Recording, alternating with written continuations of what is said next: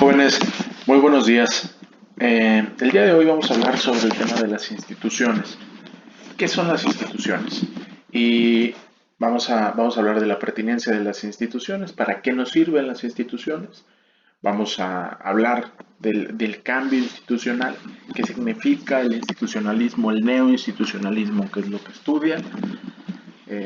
Esto, ¿para qué nos sirve dentro de las políticas públicas? Las instituciones son las reglas del juego. Entonces, las instituciones tienen que ver con un montón de factores, normas, protocolos de conducta que nos van a servir para interpretar o para entender el funcionamiento de organizaciones, de sociedades incluso completas, porque podemos tener instituciones formales e informales. Las formales son las que están escritas y son vinculantes, y las informales son las que tienen un modo de presionar al individuo o al grupo social, pero que no están escritas y no son, digamos, de carácter obligatorias. Eso no les resta necesariamente poder, simple y sencillamente no las hace de carácter obligatorio o vinculante.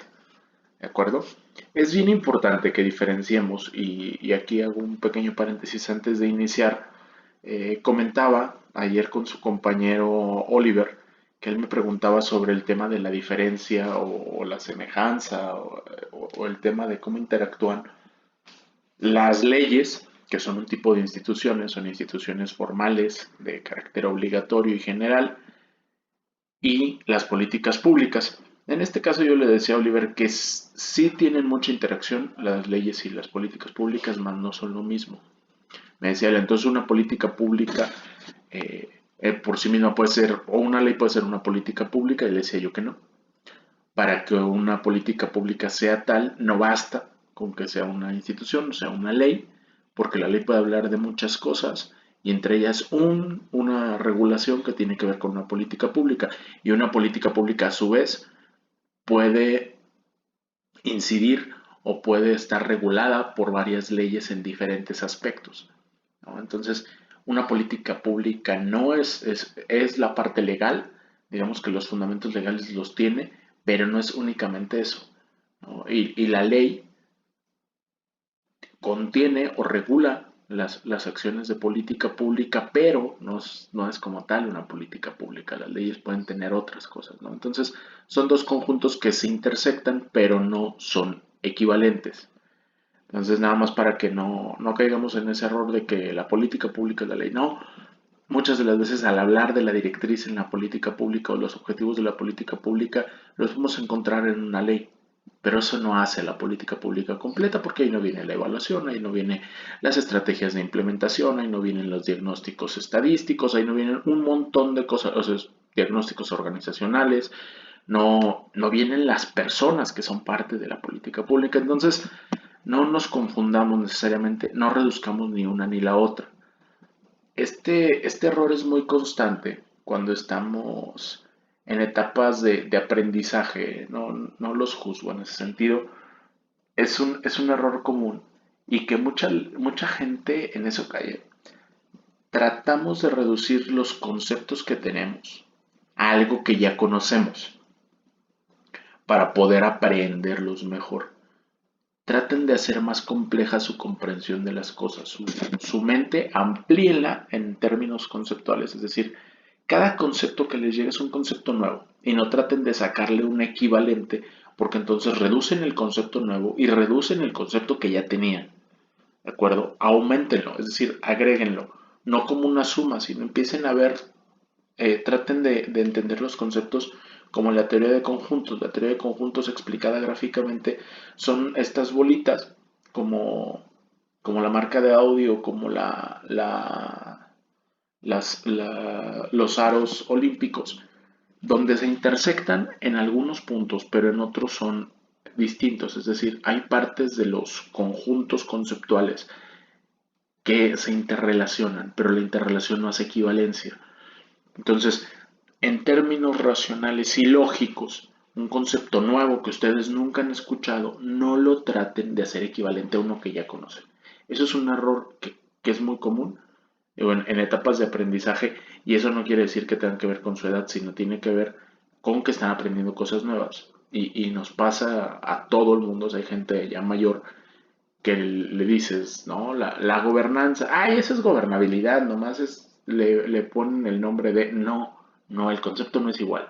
Mira, tiene estas diferencias, estas, es igual, es lo mismo, no es lo mismo. Y la manera de reducir esos conceptos nos hace caer en errores, ¿no? Pero bueno, ya basta de introducción, vamos a entrar en el tema de las instituciones.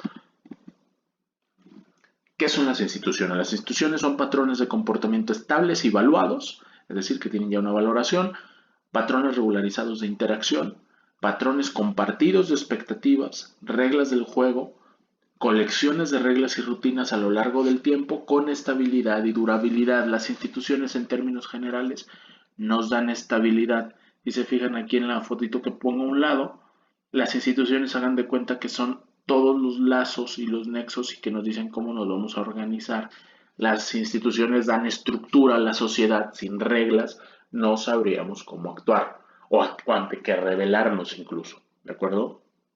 Si no tenemos reglas, ¿ante qué nos rebelamos? Porque esas reglas a lo mejor no las pusimos nosotros y podemos no estar de acuerdo con ellas y para rebelarnos ante ellas las necesitamos.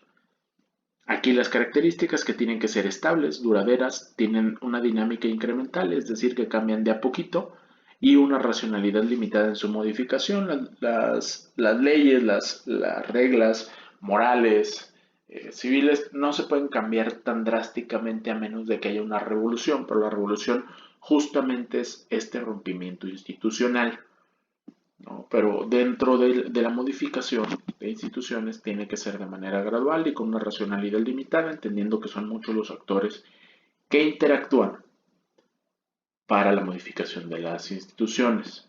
¿De acuerdo? ¿Qué es el neoinstitucionalismo? Bueno, primero porque es pertinente el neoinstitucionalismo y después vemos qué es el neoinstitucionalismo. ¿Por qué es pertinente el enfoque institucional o institucionalista? La importancia del análisis institucional, es decir, de las reglas que tenemos, se refiere a poder descomponer los factores que hacen que las instituciones regulen y guíen la conducta de los diferentes actores en alguna situación social específica. En el caso de la ciencia política, el análisis institucional más difundido es el análisis normativo, ¿sí?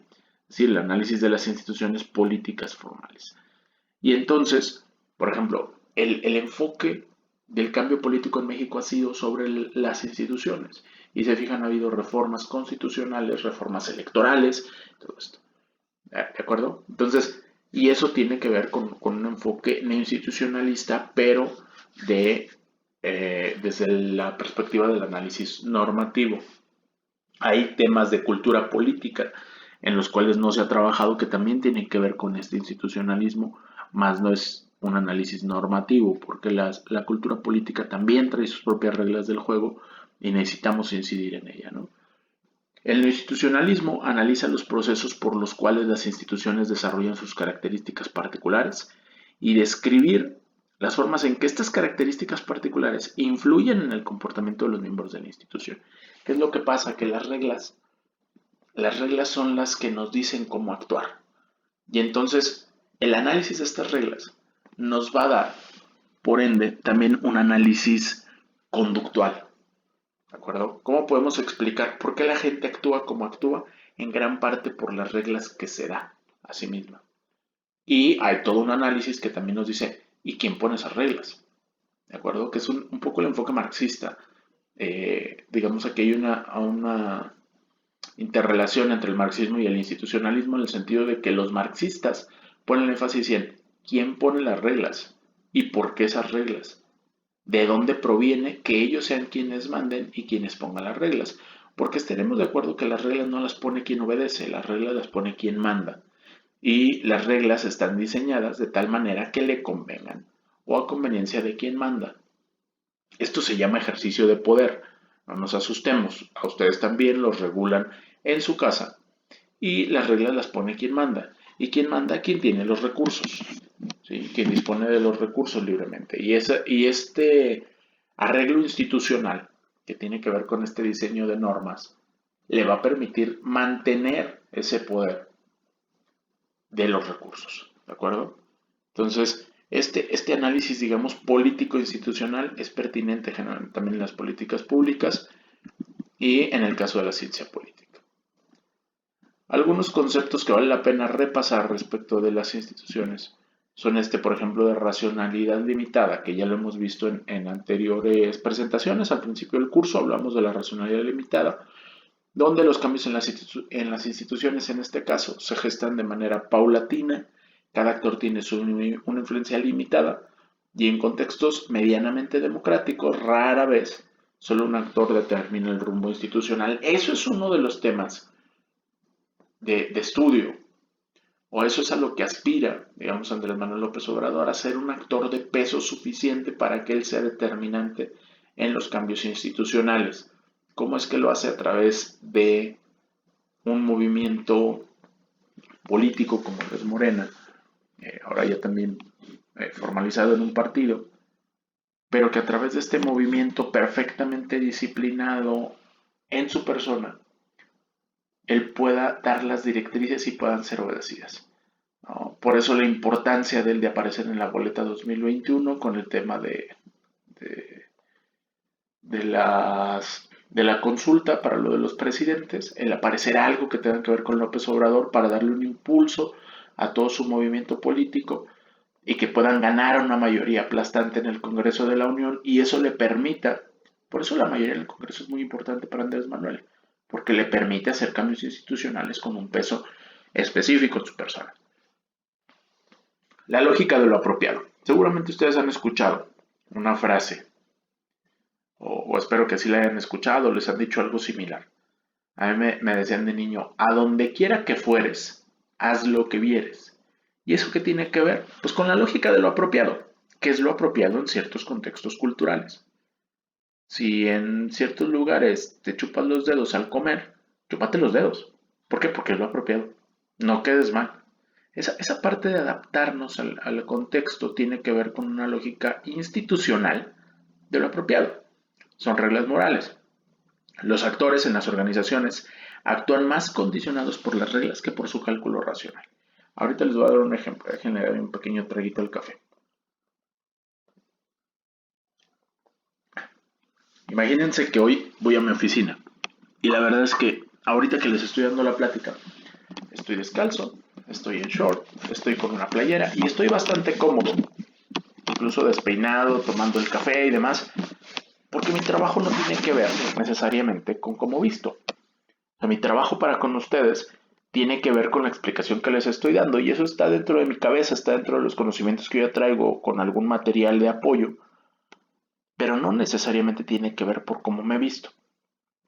Y para mí es muy cómodo estar explicando este tipo de cosas y hablar de este tipo de cosas con el look que traigo.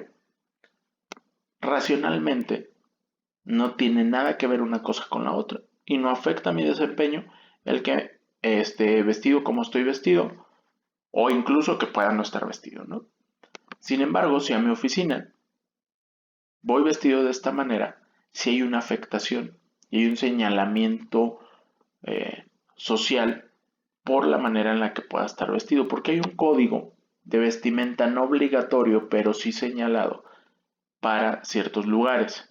Y esto tiene que ver con la lógica de lo apropiado. Lo apropiado es que pueda estar hablando allá de estos mismos temas, sin embargo, vestido con al menos zapatos, pantalón de vestir, camisa, o incluso de traje completo con corbata, ¿no?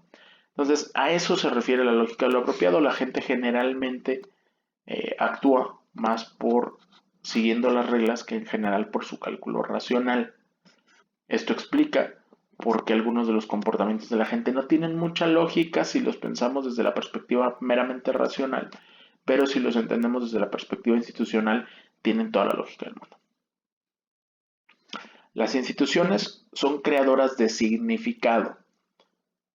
Las instituciones sirven para justificar los hechos de quienes ganaron ciertas batallas. Los participantes de las instituciones dan forma a sus interpretaciones históricas convenientemente con el objeto de justificar su comportamiento. Por ejemplo, efectivamente, la Unión Soviética fue un régimen totalitario, pero tuvo muchos avances sociales. Sin embargo, estos avances sociales se los atribuye Estados Unidos, porque en su lógica y en su narrativa ellos ganaron la Segunda Guerra Mundial y no necesariamente la URSS, con la batalla de Stalingrado que tuvo más muertos y más bajas y demeritó o minó más el poder de los nazis que todo el frente occidental. Porque quien ganó al final de la Guerra Fría fue el régimen capitalista, por una u otra circunstancia. Y entonces las reglas, incluso las narrativas históricas, nos dicen que las reglas han cambiado por los movimientos occidentales, no necesariamente por un movimiento revolucionario en 1917 en Rusia. ¿No? Y entonces lo que nos decimos es que nuestras reglas las cambiamos nosotros. Y fue por luchas occidentales. Y demeritamos la influencia de otros pensamientos que no necesariamente nos convienen, ¿no? Y entonces nos hacemos narrativas y nos hacemos reglas que nos permitan justificar el comportamiento. ¿De acuerdo? El cambio normativo, el cambio institucional a veces es, no a veces, generalmente es necesario para que haya cambios de fondo. ¿De acuerdo? El cambio institucional. Ahora, recordemos que en la construcción de las relaciones políticas, cuando hablamos de política, hablamos de relaciones de poder, la confianza es fundamental. Si no confío en el otro, no puedo establecer una relación de poder. Y esta confianza, con fe, tiene que ver la palabra de confianza, con fe o conferir, ¿no? Es darle al otro la confianza. ¿Cómo se genera la confianza? ¿Qué es tener confianza? Son preguntas que les haré a ustedes para que les quede un poquito a la reflexión. ¿Cómo es que se genera esa confianza? Porque en las relaciones de poder, que son relaciones a las que estamos expuestos constantemente y en las políticas públicas no hay la excepción, dentro de las organizaciones, dentro de la propia etapa, por ejemplo, de la ejecución, de la agenda, etcétera, hay relaciones de poder intrínsecas.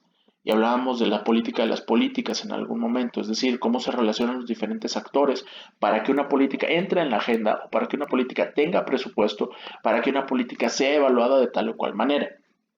Entonces, de toda esta política que se hace de las políticas públicas, entra el factor confianza. Y esto tiene que ver con una estabilidad. Si le dices a alguien que vas a hacer algo y lo haces, generas confianza, porque entonces reduces la incertidumbre. Y esto es lo que nos generan las instituciones. ¿De acuerdo? Yo confío generalmente en que si voy en mi automóvil y el semáforo está en rojo, los demás vehículos también se van a detener. ¿De acuerdo? Y entonces voy reduciendo la velocidad porque estoy confiando en que los demás van a respetar una regla. Pero no es necesariamente la conducta de los demás lo que me genera la confianza. Lo que me genera la confianza es la regla establecida. Y entonces yo espero, tengo confianza, voy con la fe en algo incierto, es decir, que se detengan o no. Lo que me genera la confianza o lo que me genera el esperar un resultado específico es la norma. Cuando no pasa, suceden accidentes. ¿Qué es lo que pasa mucho en México? ¿Qué es la impunidad y qué es la corrupción? Tiene que ver con el que no hay confianza en que se respeten nuestras reglas. ¿De acuerdo? Ese es uno de los problemas importantes en la corrupción y en la impunidad en México, que tenemos reglas que no se respetan. Y entonces nuestras instituciones no nos generan la confianza que deberían de generar, no generan estabilidad y entonces cada quien está buscando cómo burlar esas instituciones porque nos han enseñado que se puede. ¿De acuerdo? Si queremos que haya un cambio institucional, debemos de involucrar actores institucionales, debemos revisar cuáles son nuestras instituciones, porque también hay instituciones que efectivamente se dedican al combate de esta corrupción, es decir, esta no aplicación de las normas que también tiene que ver con la impunidad y la corrupción, el no seguir las normas ordinarias, ¿no? Y debemos de entender el contexto institucional. También debemos de entender cuáles son las reglas del juego de nuestra sociedad, cómo se han construido estas normas históricamente, de dónde provenimos y por qué somos como somos y por qué no confiamos en nosotros mismos, ¿no? Entonces, estas normas nos deberían de generar confianza y si queremos romper este pacto de impunidad, deberíamos de buscar la manera devolver esa confianza en las normas. Para este tema les voy a mandar un enlace de Spotify. Espero que tengan Spotify, si no buscamos a ver en qué otros medios puede aparecer, porque es un podcast relativamente reciente que de hecho narra Diego Luna y lo produce él, entre otras personas, sobre el genocidio y la lucha contra la corrupción en Guatemala. Es muy, muy bueno el podcast.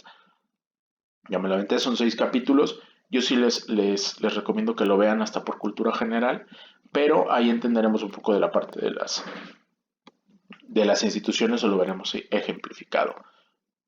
Para que las instituciones cambien, tiene que haber acciones. Y entonces, la acción es parte de un proceso evolutivo de variación y de selección. ¿Qué es lo que pasa con la acción? Las cosas se mueven. Las cosas están en constante cambio y movimiento si estamos generando acciones. ¿De acuerdo?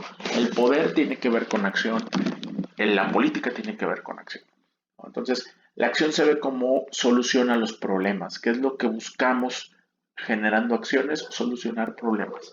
Y a eso nos deberíamos dedicar como analistas y como hacedores de políticas públicas, a la solución de problemas. Y entonces tenemos que generar diagnósticos, tenemos que movernos, tenemos que estar viendo a la agenda, tenemos las políticas públicas es una acción constante, ¿no? Efectivamente, tenemos que dedicarle tiempo a la reflexión, pero la acción es lo fundamental, ¿vale?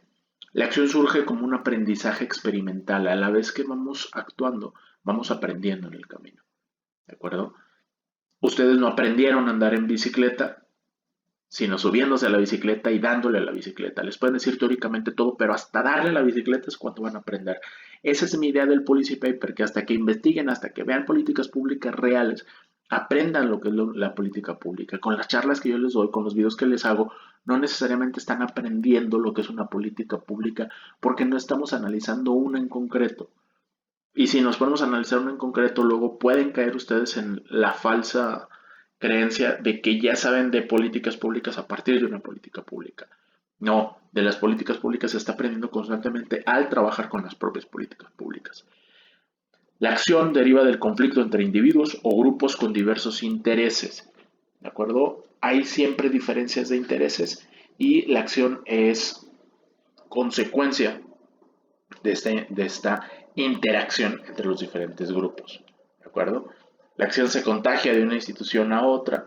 Y entonces, si vemos que en un país está pasando algo y está funcionando, por ejemplo, yo ayer veía que en el estado de Oaxaca están creando o hay un instituto que se dedica a dar charlas y a dar como una especie de rehabilitación a los hombres que generan violencia contra las mujeres, porque quien tiene el problema, bueno, digo, el problema es de la sociedad, pero en este sentido, en esta dicotomía de hombre-mujer, quienes tenemos el problema o el problema de la violencia contra la mujer, lo estamos propiciando los hombres, quienes violentamos somos los hombres, entonces los del problema somos los hombres.